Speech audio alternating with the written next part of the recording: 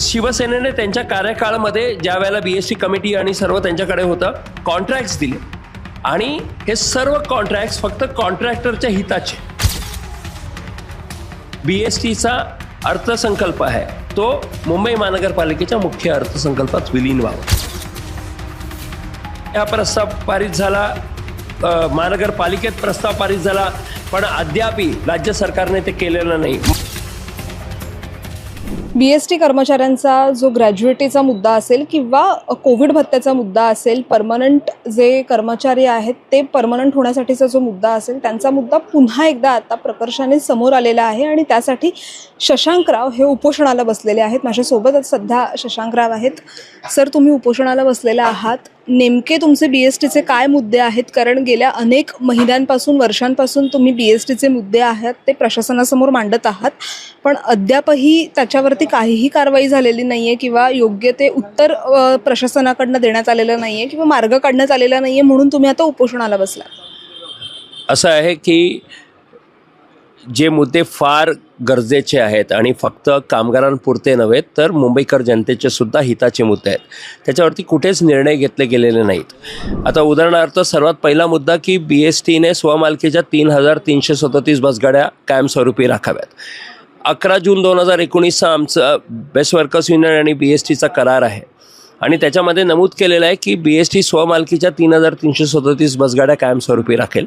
Scrap ज्या गाड्या होतील, बाद ज्या गाड्या होतील, त्याच्याऐवजी नवीन गाड्या घेण्याकरिता मुंबई महानगरपालिका BSTला पैसे देईल. पण 2019पासून आजपर्यंत एक साधी नवीन बसगाडी घेतली गेलेली नाही. आणि तेवढंच नव्हे तर कोणत्याही बजेटमध्ये नवीन गाडी घेण्याकरिता प्रोव्हिजन देखील केलं गेलं नाही, तरतुदी केली नाही. आणि आज गाड्यांची संख्या, स्वमालकीच्या गाड्यांची संख्या ही 251वर आलेली आहे. तर आता प्रश्न हा राहतो की येणाऱ्या काळात BST ही सेवा देऊ शकेल की नाही, की BST बंद पडणार आहे.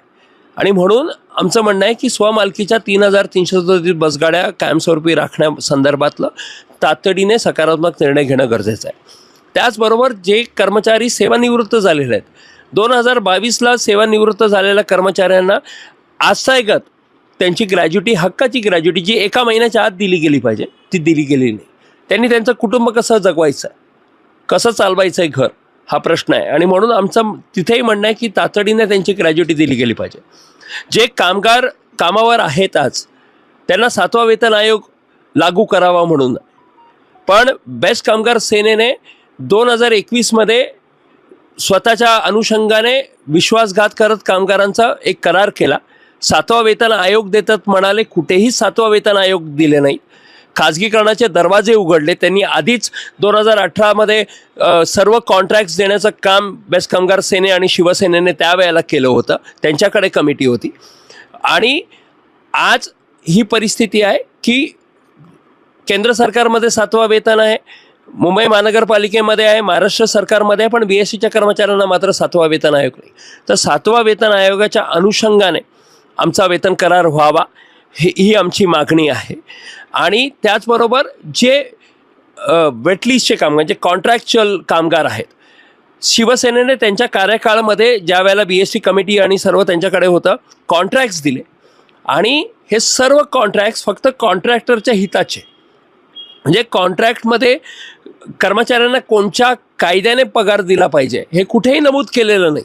कॉन्ट्रॅक्ट ॲक्ट आहे जिथे सांगितलं जातं की समान कामाला समान दाम हे दिलं गेलं पाहिजे. कुठेही दिलं जात नाही. 16, 17, 18 हजार असा पगार दिला जातो. कसं चालणार आहे कुटुंब? 12-12 तासाची नोकरी आहे. तर आमची मागणी आहे की तिथे जे वेटलिस्ट कॉन्ट्रॅक्टचे कर्मचारी आहेत त्यांना समान कामाला समान दाम या तत्वावर त्यांचा BSTत रुजू असलेल्या कर्मचाऱ्याचा समकक्ष पगार आणि सेवा शर्ती त्यांना दिल्या गेल्या पाहिजेत. त्याचबरोबर जो विद्युत पुरवठा आहे तिथे 2010मध्ये CL कामगारांना परमनंट केलं गेलं होतं, 2024मध्ये केलं आणि आत्ताही करतायत. पण तिथे सुद्धा त्यांच्या ग्रेड्समध्ये मोठी तफावत आहे. ती तफावत म्हणजे ती वेतन निश्चिती परत करण्यात यावी ही मागणी आहे. आणि आमचा जो BSTचा अर्थसंकल्प आहे तो मुंबई महानगरपालिकेच्या मुख्य अर्थसंकल्पात विलीन व्हावं. या सर्व मागण्या एकूणच मुंबईकर जनतेच्या आणि BSTच्या कर्मचाऱ्यांच्या हिताच्या आहेत आणि वारंवार निवेदनं दिली, चर्चा केली, पण कुठेही सकारात्मक निर्णय घेतला गेलेला नाही. आणि म्हणून आजही आम्हाला ही अत्यावश्यक सेवा आहे माहिती आहे आणि म्हणून मुंबईकर जनतेला कुठेही त्रास होऊ नये ही आमची अपेक्षा आहे. आणि म्हणून मी बेमुदत उपोषणावर बसलेलो आहे. सर्व्हिसेस सुरू आहेत आणि आमची अपेक्षा आहे की प्रशासनाने याची दखल घ्यावी आणि तातडीने सकारात्मक निर्णय घेण्यात यावे. तुम्ही असं म्हणताय की जो महानगरपालिकेचा मुख्य अर्थसंकल्प आहे त्यात BSTला विलीन करून घ्यावा. आता ही BSTचा जो अर्थसंकल्प आहे त्याला विलीन करून घ्यावा, पण ही मागणी तुमची ह्या आधी पण होती, पण त्यावर अजूनही अंमलबजावणी झालेली नाही. असं आहे की आमची ही मागणी होती 2017मध्ये. 7 ऑगस्ट 2017ला एक संप झाला होता. मातोश्रीवर स्वतः उद्धवजी ठाकरे यांनी कबूल केलं होतं की आम्ही हे विलिनीकरण करू. BST कमिटीमध्ये हा प्रस्ताव पारित झाला, महानगरपालिकेत प्रस्ताव पारित झाला, पण अद्यापही राज्य सरकारने ते केलेलं नाही. मध्ये ते स्वतः 2.5 वर्ष मुख्यमंत्री होते, पण केलं गेलेलं नाही आहे.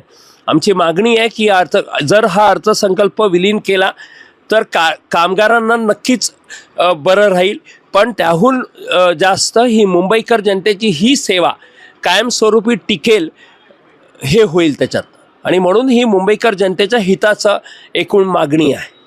आता सध्या मुंबई महानगरपालिकेच्या निवडणुकीची सगळीकडे चर्चा आहे आणि काय वाटतं, हा जो BSTचा मुद्दा आहे तो भविष्यात ह्या BMC इलेक्शनवरती काही परिणाम करेल का? मला माहिती नाही परिणाम करेल की नाही, पण जर या गोष्टी ज्या आम्ही मागत आहोत, ज्या आमच्या मागण्या आहेत, जर हे पूर्ण केल्या गेल्या नाहीत तर नक्कीच येणाऱ्या काळात ही BSTची सेवा मुंबईकर जनतेला मिळणार नाही ही परिस्थिती मात्र नक्की उद्भवेल. खरं तर एकीकडे BST प्रशासन म्हणतंय की आम्ही ज्या काही कर्मचाऱ्यांच्या मागण्या आहेत त्यासाठी सकारात्मक आहोत, महानगरपालिका म्हणतंय की आम्ही सकारात्मक आहोत. मग नेमकं कुठे अडतंय की जेणेकरून ह्या ज्या मागण्या आहेत त्या सतत मागण्यासाठी उपोषण किंवा आंदोलनं असे जे पर्याय आहेत ते अवलंबावे लागत आहेत? असं आहे की फक्त सकारात्मक आहे सांगून चालत नाही, त्याला कृतीने करून दाखवलं पाहिजे. मी आता तुम्हाला हे जेवढं काही सांगितलेलं आहे, जर याच्यातली एखादी 2 गोष्टसुद्धा जर होत होती आधीपासून तर आज ही परिस्थिती उद्भवली नसती. 2019पासून आमच्या गाड्या कमी होत होत्या. कंटिन्यूस 3 बजेटसाठी ज्यावेळेला 2020, 21 आणि 22चे बजेट्स आले, शिवसेनेची सत्ता होती, BST कमिटी त्यांची होती, महानगरपालिका त्यांची होती, मुख्यमंत्री त्यांचे होते, पण एक साधी तरतूद केली नाही की फंड द्यायला पाहिजे म्हणून. गाडी तर विकत घेतल्याच नाही. आता एक पायंडा पडलेला की स्वमालकीच्या गाड्या का घ्याव्यात, पण जर स्वमालकीच्या गाड्या नाही घेतल्या, आपण बघत आहोत की कॉन्ट्रॅक्टर ज्या पद्धतीने सेवा देत आहेत त्यांच्या गाड्यांच्या परिस्थिती कुठेही मेंटेन केल्या जात नाहीत. रातोरात 2 कॉन्ट्रॅक्टर्स आजपर्यंत गायब झालेले आहेत, गाड्या बंद पडलेल्या आहेत. पण इथे कुठेही, कारण की त्यांचे कॉन्ट्रॅक्ट्सच असे आहेत की सर्व काही कॉन्ट्रॅक्टच्या फेवरमध्ये आहेत, तर पुढे ही BSTची सेवा मुंबईकर जनतेला मिळेल की नाही हा प्रश्न आहे. खरं तर याच्या आधीसुद्धा आम्ही एका बातमीच्या निमित्त काही माजी कर्मचाऱ्यांना बेस्टच्या भेटलो होतो. त्यांचं असं म्हणणं होतं की ग्रॅज्युएटी कोविड भत्ता हा तर मिळालेलाच नाही आहे, मात्र जी आम्हाला पेन्शन मिळते ती अगदी तुटपुंजी आहे, त्यामध्ये आमचं घर चालत नाही. आणि दुसरी गोष्ट म्हणजे आम्ही जेव्हा अधिकाऱ्यांच्या भेटीसाठी वेळ मागतो तर तेव्हा ती वेळसुद्धा आम्हाला देण्यात येत नाही, किंवा आम्ही पत्राद्वारे किंवा मेलद्वारे जेव्हा आम्ही अधिकाऱ्यांची वेळ मागतो तेव्हासुद्धा आम्हाला त्याचं काही उत्तर मिळत नाही. तर कुठेतरी BSTचंच त्यांच्या जे माजी कर्मचारी आहेत त्यांच्याकडे दुर्लक्ष झालं आहे का? एकूणच BSTचं दुर्लक्ष आहे, प्रशासनाचं BSTकडे दुर्लक्ष आहे आणि BSTचं त्यांच्या कर्मचाऱ्यांकडे, आजी माजी कर्मचाऱ्यांकडे दुर्लक्ष आहे. खरं तर याच्या आधीसुद्धा BSTची निवडणूक झाली होती तेव्हा सुहास सामंत यांचंसुद्धा एक पॅनल होतं जे तुमच्या विरोधात उभं होतं आणि त्यानंतर मग त्यांनी स्वतःहून राजीनामा दिला, कारण त्यांची एकही सीट निवडून नाही आली किंवा त्यांना त्या निवडणुकीत पराभव पत्करावा लागला. आणि आज असं कळतंय की ते शिंदे गटामध्ये प्रवेश करतायत.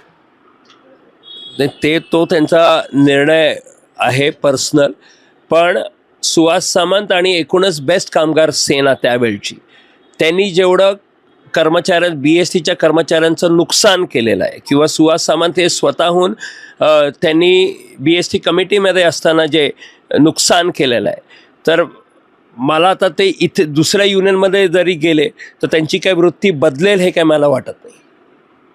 आता एकूणच तुम्ही हा उपोषणाचा मार्ग निवडलेला आहेत. काय वाटतंय, BST प्रशासन किंवा महानगरपालिका प्रशासन यांच्यावरती काही ह्याचा उपोषणाचा काही परिणाम होईल का, आणि तुमचं पुढचं पाऊल काय असणार आहे? माझी अपेक्षा आहे की त्यांनी तातडीने सकारात्मक पावलं उचलावीत आणि आमचा निर्णय झालेला आहे की जोपर्यंत आमच्या मागण्या पूर्ण होत नाहीत तोपर्यंत हे उपोषणाचं आंदोलन सुरू राहील. जोपर्यंत BST कर्मचाऱ्यांच्या मागण्या पूर्ण होत नाहीत तोपर्यंत हे जे उपोषण आहे ते चालू ठेवण्याचा निर्णय शशांक राव यांनी घेतलेला आहे. लोकमत मुंबईसाठी निधी पेडणेकरचा रिपोर्ट.